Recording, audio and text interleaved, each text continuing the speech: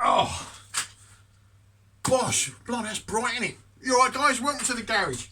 Welcome to Wacky's Wanderings. So, yeah.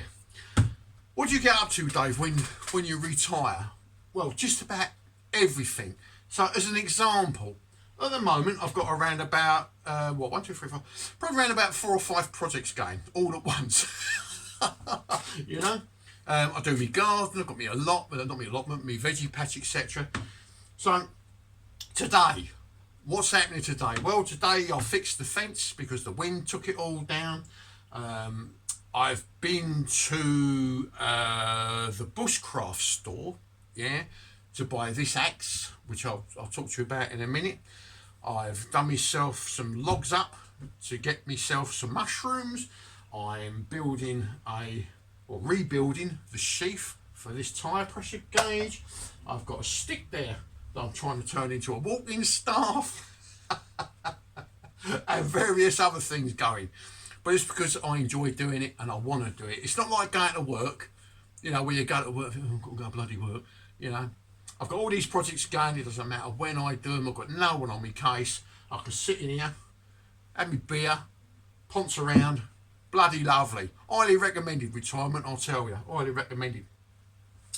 So, where are we at the moment? Right, so the axe. This axe here, I don't want to touch the handle because I've just put a load of, what's this stuff? What's that called? Tea coil on it. But it's a lovely little hand hatchet. Yeah, look at that. Well, it's a nice one, isn't it? That's a hickory handle. It's a 1.5 pound head. And it's made by the Bushcraft store, which is in Tottenham, is it? Edmonton? It's online, the Bushcraft store. Everything and anything you want to do with bushcraft, they've got it. Really, really good. Now, the story behind that is I've been after a little hatchet for ages, absolute ages. And in the end, I bought one off of Amazon, and it was from Spear and Jackson. And it was advertised as like razor sharp, well balanced, this, that, and everything else. And it was going to take a few days to get to me, which is fine. It turned up the next day. And I thought, that's a bit odd, isn't it? And so I thought, well, lovely. I've opened the box. And, oh, what a pile of junk. What a load of junk. I'm convinced. I said to my missus, this has got to be an axe. Someone's head doesn't want a sent it back, and now they're trying to palm it off on me. It was as blunt as a spoon. It was advertised as razor sharp. It was as blunt as a spoon. The head on it, yeah, was well out of line, like with the actual handle, if you like, yeah, out of line. So if you was to use it, the bloody thing would spin off. Oh, I was really, really disappointed. So I've sent that back and I've asked for a refund. But I went to the Bushcraft shop or store today, and I've bought this one, and it's a lovely, lovely thing. And I'm just putting like a teak finish on the handle, and then once that's done, I want to protect the top half. You can't see it there, can you?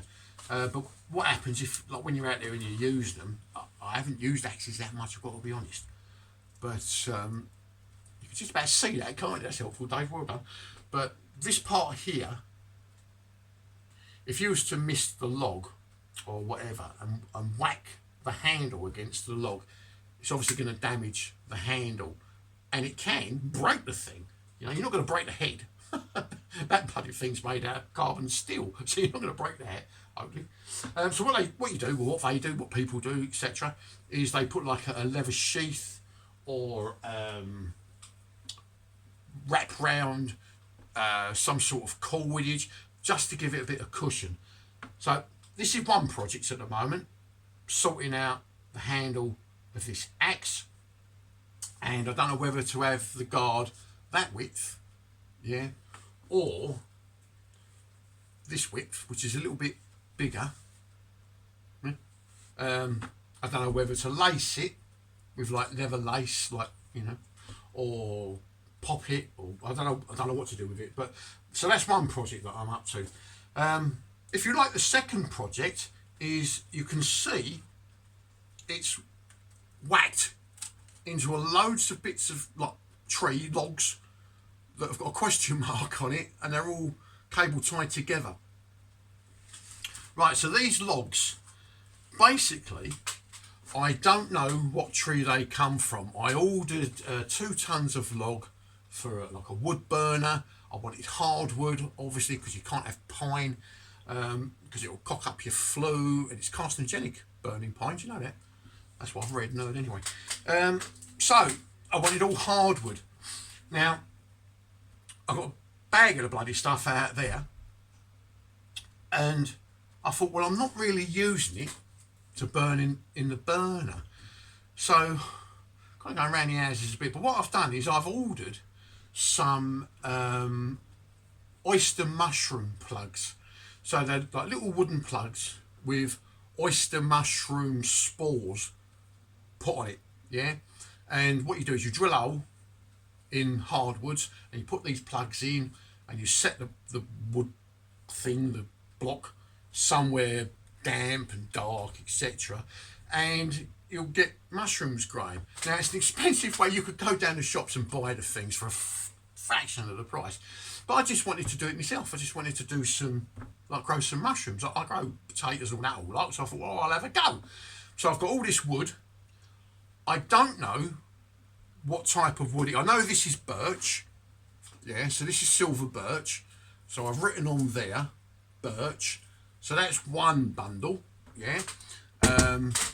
I know that this one's cherry, yeah, so I've written on there cherry, that's another bundle. I've got a bundle of birch and 2 bundles, I haven't got a clue what they are, and it says on the instruction of this thing is to put them into hardwood, preferably oak or what was it? Oak and was it birch? Yeah, oak and birch. No, oak and I'd have to look at the instructions. But anyway, so I thought, well, I'll give these a go. The spores themselves, I think they've worked out at about a tenner or something. The woods I've paid for anyway, it's just sitting there. So that's another project. Doing myself some mushrooms, or some oyster mushrooms and stuff. That's that bit done. Right, next little project.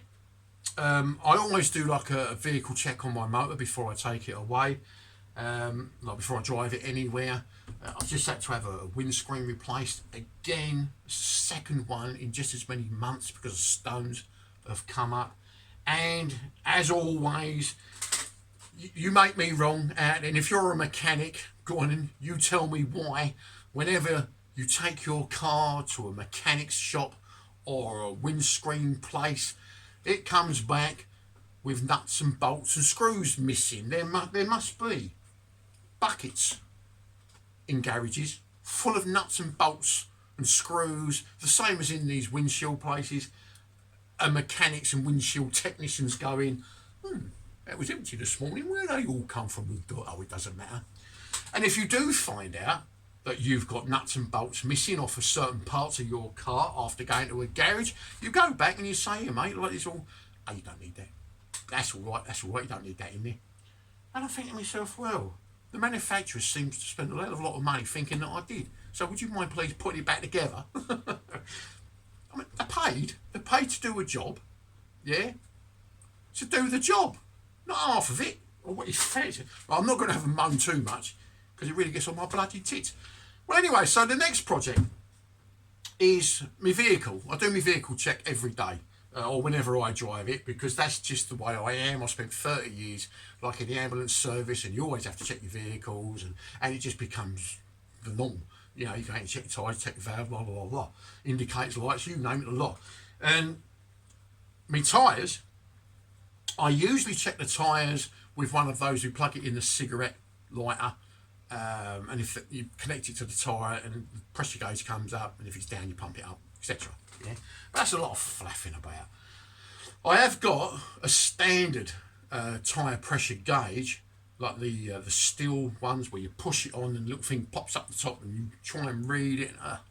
But that's a pain in the arse, that one. And I was pouncing around in here today, because I tend to ponce around in here a lot, and I come across this.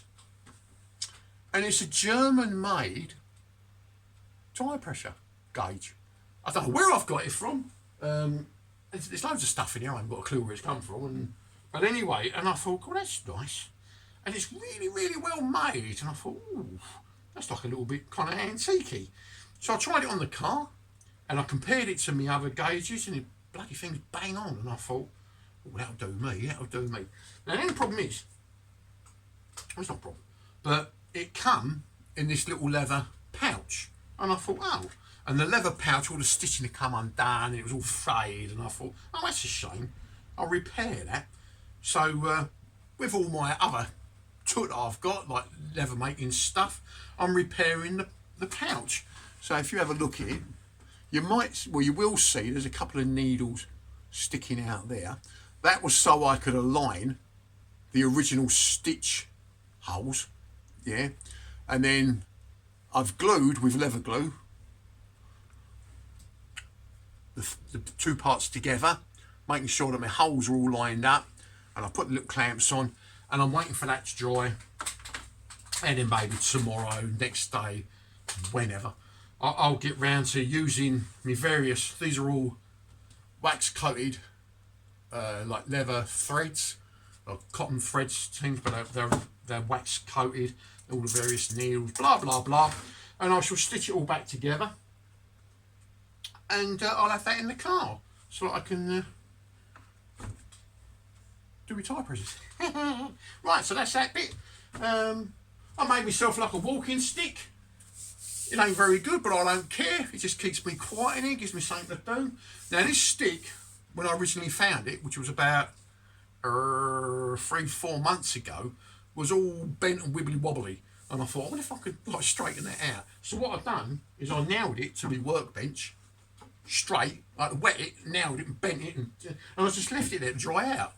And it's kind of come out sort of straight, isn't it? It's a bit kind of wonky, but... And then I thought, right, well, I'll stick a bit of... Well, I don't have to. I'm not going to sell it. It doesn't matter if it's crap. So I put a bit of binding up there, and I thought, well, yeah, that holds it, and I can put my thumb up there. Yeah, that's all right. And I thought, well, if I'm walking like on the road with it, I'm going to need something to stop the ends wearing out. So tea candles, tea candles. I've got loads of them. So what I've done was I took the wick out of the tea candle. I like to recycle everything I can. I hate throwing things away. I like to recycle, which is why I've got a garage full of crap. But anyway, so there's the tea candle. Yeah, and it's in like a little aluminium or aluminum bowl.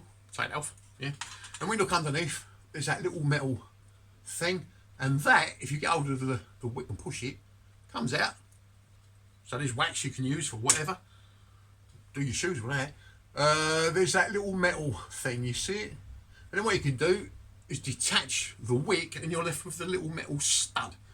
And that little metal stud was what I used with a nail to whack it in the end there. And then I've got about 20 or 30 more. And I rolled them and nailed them in round the circumference of it, is it? Is that right? Yeah, around the outside? Yeah, like that. And I thought, well, they'll probably come off. So I got a couple of these little pots, and with a pair of scissors, cut it so it become like a long strip, wrap the strip round it, nailed it on, and then I thought, right, I'll put some paracord on there anyway, because I've got nothing else to do, and I'm down to my 5th pint. So that's what I've done. I shall never use it on the road. I'll be too embarrassed to use it.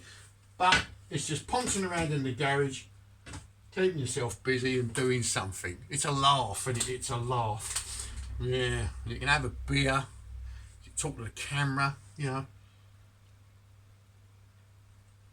I can argue with the radio, do what I want.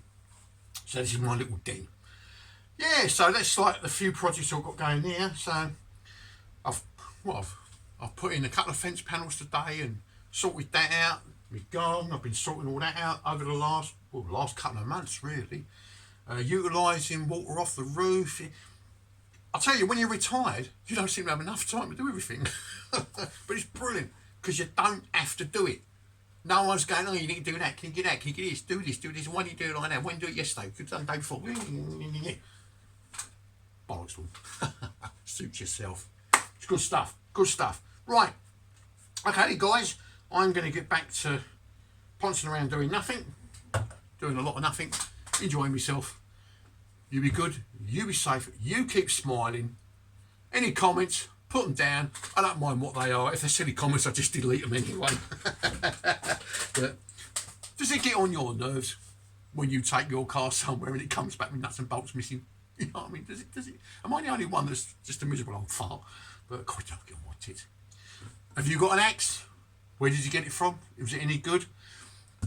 How do you identify your trees? I mean, I, ashamedly, do not know my different trees. You'd have thought I did, you know. Are you into leather work? You know. Fill your boots, guys. Love to hear from you. You be good. You be safe. You keep smiling. I'll catch you later on. Bye.